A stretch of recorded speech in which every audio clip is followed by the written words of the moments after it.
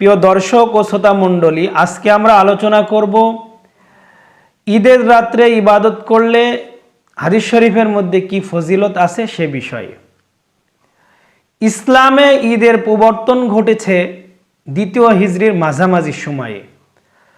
হযরত আনাস রাদিয়াল্লাহু তাআলা আনহু থেকে বর্ণিত, তিনি বলেন, রাসূল করিম সাল্লাল্লাহু আলাইহি ওয়াসাল্লাম যখন মদিনায় আগমন করলেন, তখন তিনি মদিনাবাসীকে দেখতে পেলেন তারা 2 দিন আনন্দ উদযাপন করে। প্রথম দিন হচ্ছে নাইরোজ, দ্বিতীয় দিন হচ্ছে মিহিরজান। তখন রাসূল করিম সাল্লাল্লাহু আলাইহি ওয়াসাল্লাম তাদেরকে দেখে বললেন, আল্লাহ তাআলা তোমাদের জন্য এর থেকেও বেশি উত্তম দিন দান করেছে। সেই দিন 2টি হচ্ছে ঈদুল ফিতর ও ঈদুল আজহা। সুতরাং এই দিনগুলোতে তোমরা ইবাদত করো, আনন্দ করো।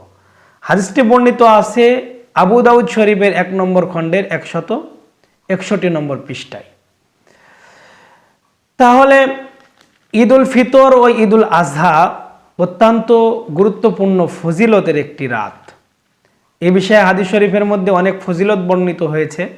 আমরা সংক্ষেপে কয়েকটি আমল হাদিস থেকে শুনব এবং সকলে আমল করার চেষ্টা করব। প্রিয় দর্শক, প্রথম নম্বর আমল হচ্ছে ঈদুল ফিতর ও ঈদুল আজহার রাত্রে ইবাদত করা। যদি কেউ ইবাদত করে তাহলে হাদিস শরীফের মধ্যে এসেছে তার জন্য জান্নাত ওয়াজিব হয়ে যায়। হযরত মুআয ইবনে জাবাল রাদিয়াল্লাহু তাআলা আনহু থেকে বর্ণিত, তিনি বলেন, রাসূল করিম সাল্লাল্লাহু আলাইহি ওয়াসাল্লাম বলেছেন, 5টি রাত এমন রয়েছে, ওই রাত্রিগুলোতে যদি কোনো বান্দা ইবাদত করে তাহলে আল্লাহ রাব্বুল আলামিন তার জন্য জান্নাতকে ওয়াজিব করে দেন। প্রথম নম্বর রাত হচ্ছে জিলহজ মাসের 8 তারিখ। দ্বিতীয় নম্বর রাত হচ্ছে জিলহজ মাসের 9 তারিখ অর্থাৎ আরাফাতের দিন। তৃতীয় নম্বর রাত হচ্ছে ঈদুল ফিতর। চতুর্থ নম্বর রাত হচ্ছে ঈদুল আজহা। আর 5ম নম্বর রাত হচ্ছে লাইলাতুন নিসফি মিন শাবান অর্থাৎ শাবান মাসের 15 তারিখের অর্ধ রজনী। হাদিসটি বর্ণিত আছে আত-তারগিব ওয়াত তারহিবের 1656 নম্বর হাদিসের মধ্যে। সম্মানিত দর্শক, তাহলে এই হাদিস থেকে আমরা স্পষ্ট বুঝতে পেলাম, যদি এই রাত্রে কেউ ইবাদত করে তাহলে আল্লাহ তাআলা তার জন্য জান্নাতকে ওয়াজিব করে দেন। আমরা দ্বিতীয় নম্বর আমল দেখব, যেখানে রাসূল করিম সাল্লাল্লাহু আলাইহি ওয়াসাল্লাম হাদিস শরীফের মধ্যে বলেছে, যেখানে রাসূল করিম সাল্লাল্লাহু আলাইহি ওয়াসাল্লাম উল্লেখ করেছে যে ঈদুল ফিতর ও ঈদুল আজহার রাত্রে দোয়া করলে আল্লাহ তাআলা দোয়াকে ফেরত দেন না। হযরত আব্দুল্লাহ ইবনে ওমর রাদিয়াল্লাহু তাআলা আনহু থেকে বর্ণিত, তিনি বলেন, রাসূল করিম সাল্লাল্লাহু আলাইহি ওয়াসাল্লাম বলেছেন, 5টি রজনী এমন রয়েছে, ওই রজনীগুলোতে যদি কোনো বান্দা দোয়া করেন তো আল্লাহ তাআলা ওই দোয়াকে ফেরত দেন না। প্রথম নম্বর রজনী হচ্ছে জুমআর রজনী অর্থাৎ জুমআর রাত। দ্বিতীয় নম্বর রজনী হচ্ছে রজব মাসের প্রথম রজনী। তৃতীয় নম্বর রজনী হচ্ছে লাইলাতুন নিসফি মিন শাবান অর্থাৎ শাবান মাসের অর্ধ রজনী। চতুর্থ নম্বর হচ্ছে ঈদুল ফিতরের রাত্রি। 5ম নম্বর হচ্ছে ঈদুল আজহার রাত্রি।